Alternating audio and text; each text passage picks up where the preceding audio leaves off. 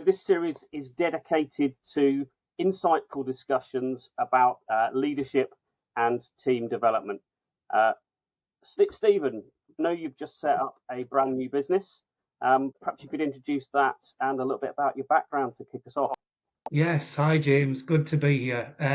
So these days I'm a HR consultant. I launched earlier this month, supporting Excellent. SMEs and business owners with all of their HR needs, from day-to-day HR through to project support, strategic HR advice. Really drawing on the experience I've had in a 25-year HR career. Um, I did a few junior roles for a few years and then eventually traveled the world in more senior HR positions, lots of different industry experience. And as I say, I'm taking the benefit of all of that experience over a quarter of a century and now dedicating myself to supporting SMEs and their owners, and trying to, replicate the success that I've had in my career. Excellent. So let's try and get some of that, a quarter of a century of experience, into around 25 minutes. And I believe one of the things that I'm asked a lot about recently is about employee engagement and retaining people, particularly in the context where it's actually quite difficult to get an employed new staff at this point in time. So on that subject, what's your perspective? Well, there are a number of, key principles that have always applied, James. Employees feel motivated and engaged, when they've got plenty of support from their line managers and the path ahead of them is clear. So if you want to, take performance, if an employee feels that they've got all of the tools and the support to perform well, then it leads naturally that they'll be engaged, from there. So I think, without going into lots and lots of detail, I'm sure we could talk about this for hours, but I think some of the key principles and learnings that I've taken over years and years are: number one, set clear goals for your teams, make their goals specific, measurable, achievable. People on this call who are watching may have heard of SMART objectives. That's what it is. Absolutely, yeah. Um, and so, giving you an example, if you've got a team member in a sales role, then an example of a SMART objective would be increase product sales by 5% by the end of quarter two. It's specific, it's measurable, it's achievable, it's realistic. So I think you've got to put a framework around it so that employees feel supported and that, that path ahead of them is clear and they know what they have to achieve. And what advice would you give to people who are newer in their leadership and management careers in terms of making sure that people do have the tools and do feel supported? Well, I think it starts with you first as a manager. So I think, beyond setting the initial goal or objective, you have to check in with that person regularly. You have to review regularly how they're doing, how they're feeling about their progress, give them clear feedback, adjust the goals if necessary so that they stay relevant.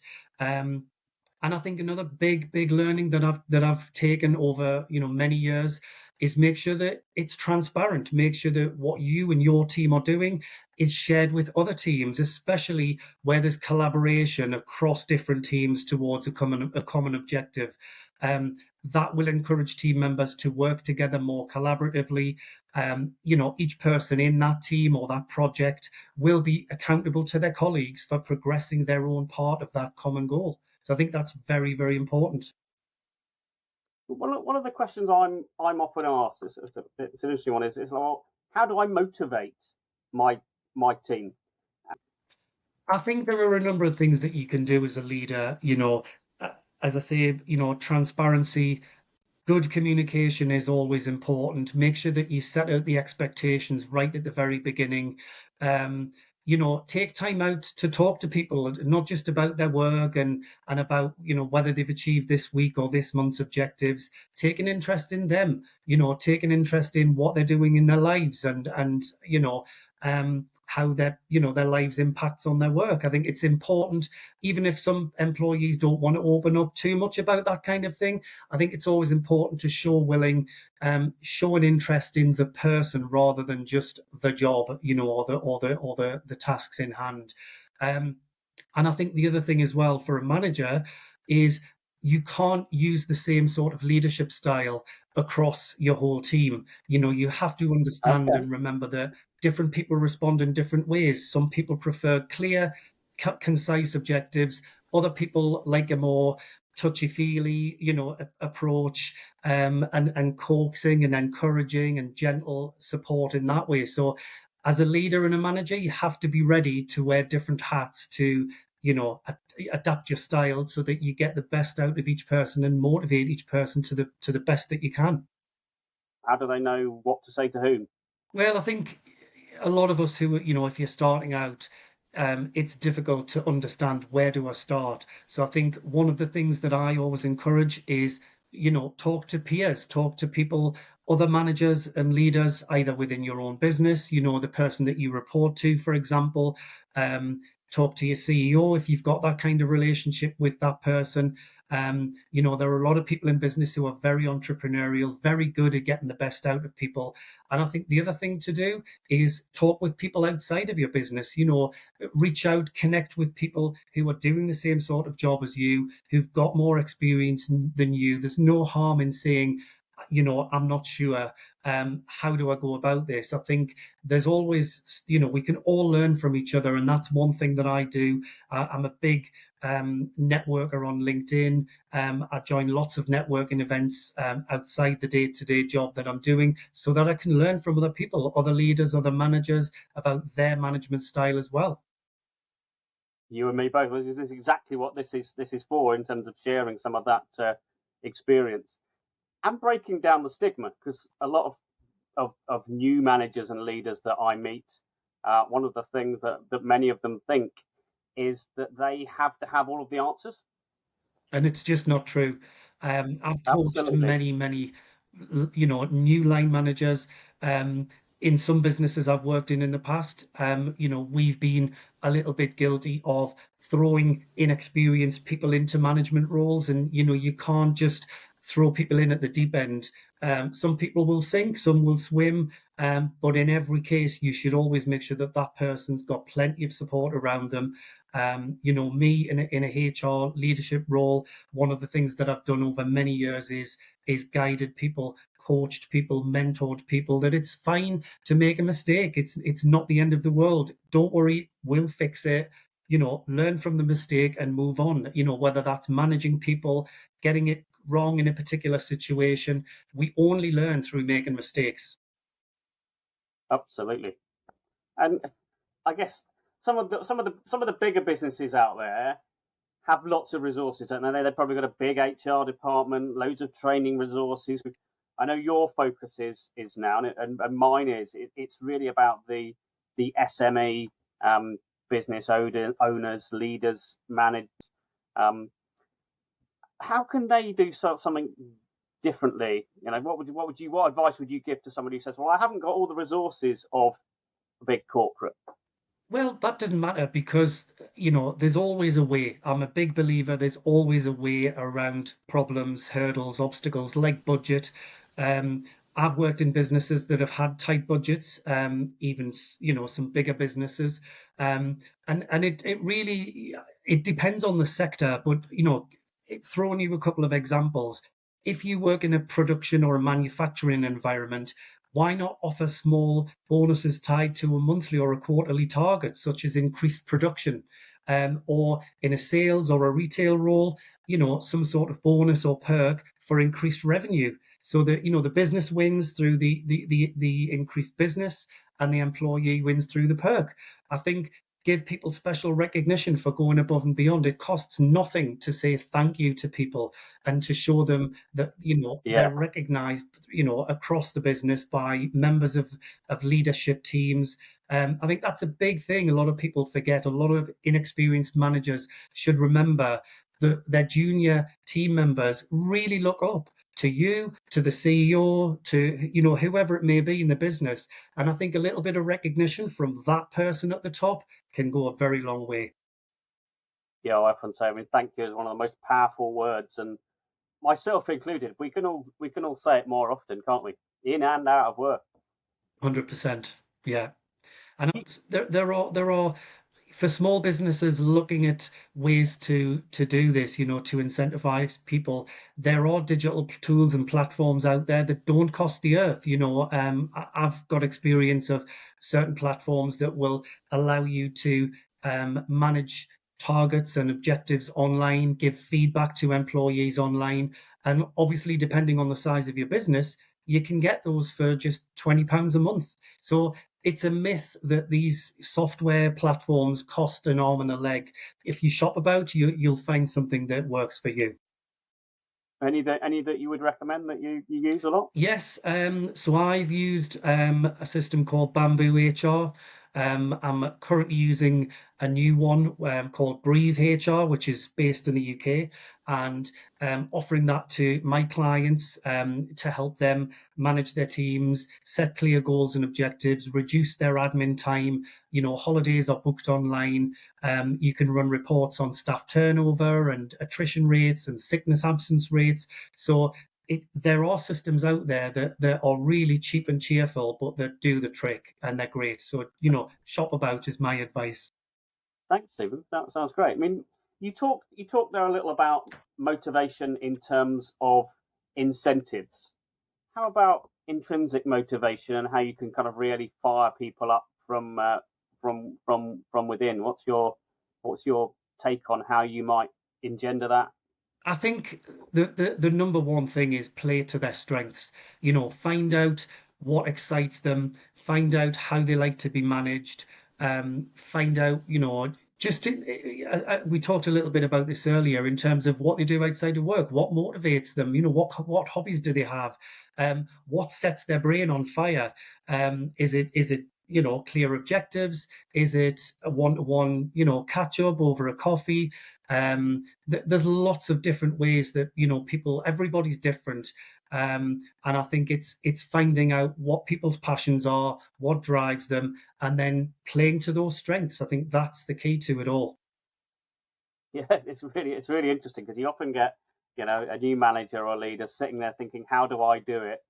And thinking they have to come up with the answer and racking their brains, but of course they are focused on what might incentivize them.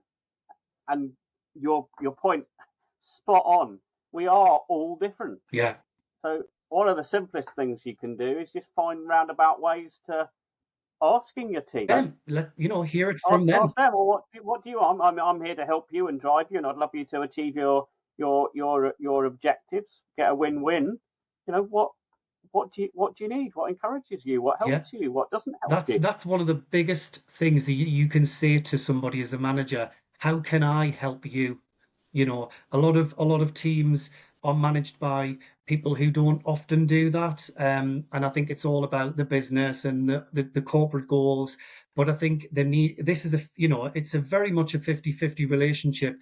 People people don't leave companies, they leave managers because they don't Yes. manage them properly, they don't motivate them, they don't get the best out of them. You know, those few words, how can I help you? One of the strongest, most powerful things you can say to somebody as a manager. Excellent. Yeah. And it's in terms of that engagement side, one of the first things you mentioned, I totally agree, is have really clear goals. But I guess they have to, as the word suggests, they have to be engaging to the individual. And certain business goals might not be relevant or engaging for the individual. Yeah. You Well, know? this is something that I've done before, and I think the place that you start is not the place people might expect. You ask the Yeah. employee to come up with their own objectives. Because if you give it to them to do, fair enough, they might not understand what part they play in achieving £10 million in sales, but it's your job to coach them. It's your job to educate them and help them understand what piece in the puzzle they constitute.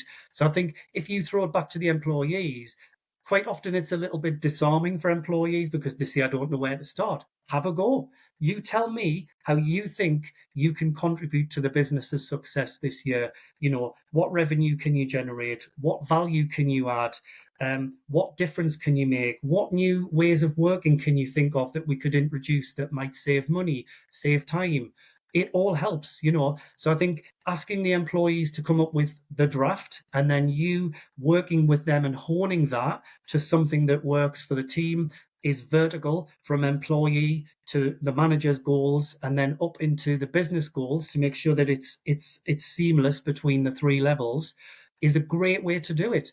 And the best thing that you get from that is that the employee feels as if they own their goals because they've been asked to come up with the original draft of them. It's all about ownership. Absolutely. Take ownership. Excellent. And I'm sure that you probably made some mistakes along the journey yourself, and seen lots of others within your capacity as a kind of a senior stakeholder within HR. I often find that talking about mistakes really helps it hit home for other people. Have you got any really good experiences of mistakes that people could benefit from your hindsight? Because hindsight's a wonderful thing, isn't it? If you Yes, it can is. learn from other people. It is. I think one of the things, I talked to a few colleagues recently about this at a networking event, and I think one of the things that I wish I'd done, over the years was I settled for second best. I settled for second best. I should have pushed for change.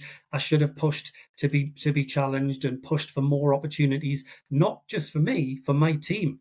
I did learn that quite late in the day. In more recent years, I've really pushed to grow my team and the people that work for me to help empower them, give them promotional opportunities where they come along.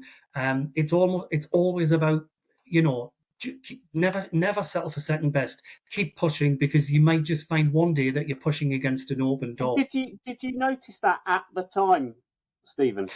I don't think I did. I think I just, sometimes you're in a business where, you're not getting the direction that you wanted, or the business isn't going the way that you wanted.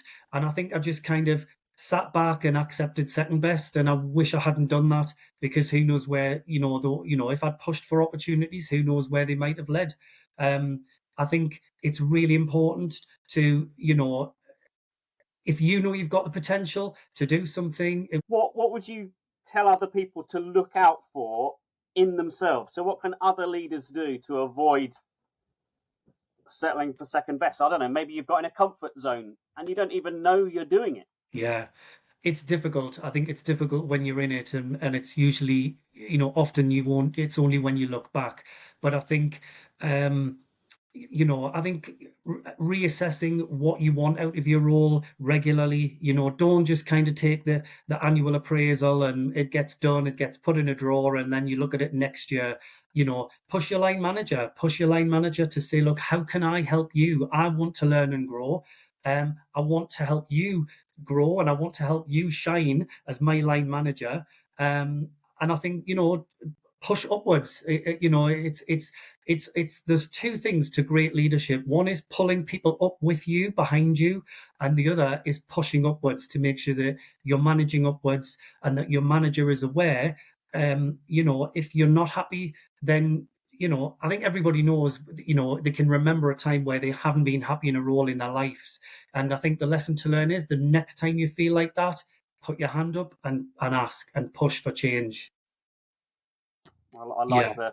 the theory, but it also, I'm sure you'll agree, helps with exactly what we're talking about here in terms of engagement. Because if they're my objectives and I understand that they're important to me and going to make a difference to the business, surely I'm going to be more inclined to actually be more engaged and stay with the business. Yeah, and it does work. I've seen it because I've done it myself. Um, I worked in one business where we launched this kind of objective scheme, smart objectives, and it was very new to the business. They'd never done anything like it before. Um, and the engagement that I got from that was fantastic. People were saying we've never had anything like this, and we went through the year. We did annual review, but we also did a little check-in at the 6-month point as well. You could even do it quarterly if you've got the Yeah, resource to do that, just to check that everybody's on track. Adjusting where maybe business goals have changed slightly and the individual's objectives need to be moved into line. But the upshot of that was at the end of that year, the business hit about 92% of its net profit target for the year. And that was the very first year we'd used those objectives. So that was, in itself speaks volumes about how, what you can achieve when you put the structure in place. absolutely. Yeah, and thank you for making something. So thank you for making the link, because I think it's really important that these things, they aren't just soft to keep people happy, but ultimately happy people deliver great results for businesses, don't they? Yeah, and the result that we achieved there was with the success we had financially as a business. The business was then able to invest back. So we all benefit from that kind of approach at the end of the day. Fantastic. What about retention specifically? Um, Well, I mean, there's lots of different things you can do. I mean, you know, these days I think flexible working, hybrid working is on everybody's lips. I think giving people flexibility is recognized now, especially in the younger generations that are coming into the workplace. They want a slightly more flexible approach from their employer. I worked for a chief executive, for example, who said, if you're having a stressful day, go for a long walk or a run for a couple of hours during the day if it helps to clear your head. As long as the work gets done, I don't mind what hours you work. Which is the ideal situation to be in, and that support is great from a leader. But I think just that flexibility. I think we've talked about giving special recognition. Give somebody a day off work if they've generated extra revenue or sales for the business. It improves morale. And productivity no end without necessarily increasing your wage costs. That's the thing that a lot of employers talk about when you suggest incentivizing their staff. What's it going to cost? Does this mean bonuses we've got to pay? It doesn't. It just means recognition, a freebie, a perk here and there that doesn't really cost anything. And what you get back in terms of commitment is tenfold. I've seen it, because I've practiced those kinds of things myself, in many different businesses. I think I guess it's the elephant in the room. Sometimes it's the hardest one to admit, but if you were the leader and everyone was leaving, then I'd also suggest that you need to look in the mirror. 100%. At some point, any good leader is going to look in the mirror and say, well, hang on, what's the common denominator here? Is it the culture that I'm fostering? Is it the, it could be anything. It could be the culture, the framework for development and promotion isn't in place. Could be salaries that you're paying consistently under the market rates, for the roles that you have. So I think every good leader should, even if things are going well, still pull that mirror, take a look at it every now and again, and really ask yourself, how can we do things better than we're doing it now? Yeah. And have you got any tips from your 25 years of wisdom to actually help leaders raise that mirror up? Because sometimes people don't want to look in the mirror, do they? They How don't. would you They help don't. someone? If you don't surround yourself with people that you can trust, and trust to be honest with you as well, not just trust them to tell you what they think you want to hear. Um, Yeah. yeah, that's very, very important. And I think the other thing is have faith in yourself. Have faith in yourself as a leader, as a manager. I turned down my first ever promotion to head of HR 3 times. I was called up to the fourth floor. The head of HR had left, and he said, "Look, I understand you're working in the business. You've got HR experience. You're it." And I said no, and I turned him down. He came back again and again, and I took it in the end. And the deal that I struck with him was, if I don't like it, can I have my old job back in the department that I was working in? And we shook hands. And honestly, James, I never looked back. Have faith in yourself. Absolutely. So if you did it again, would you go for it first I time? would have snapped his hand off. Yeah. Ab- Absolutely, go for it. That's a great conclusion. I think we've covered so much there. If people want to learn more about this area, are there any resources or books you'd recommend to people? Yes, there are a couple of great books. There's a really good biography by or about Steve Jobs rather, which is obviously he was a very entrepreneurial guy, absolutely fantastic. One book that I'm reading at the minute is called Good to Great, Oh why yeah, some companies make the leap and others don't. It's an yeah. old book. It's by somebody called Jim Collins, but look at the reviews on Amazon. It gets 4.7 out of 5. And I've read it. yeah, It's one of the classics. everything that So he yeah, says is I, still relevant today. Yeah, highly I recommended. would I would wholeheartedly recommend that. And if people have got a question for you, how do they get in touch with you? So I'm on LinkedIn. You'll find me on LinkedIn. I am a HR consultant now. The business I own and run is called Phoenix HR. I post regularly on there employment law updates, advice for small businesses on this kind of thing. Um, Stephen, thank you so much for taking the time to pass on some of your wisdom to fellow leaders in terms of how they can really improve their employee engagement and retention. As I say, always having such great insight and doing nothing with them is such a waste. So anyone who watches this video, please choose what is relevant to you and you want to take and make forward and take some action on it. Thank you very much for tuning Thanks a in, lot, James. and thank you again, All the Steve. best. Cheers.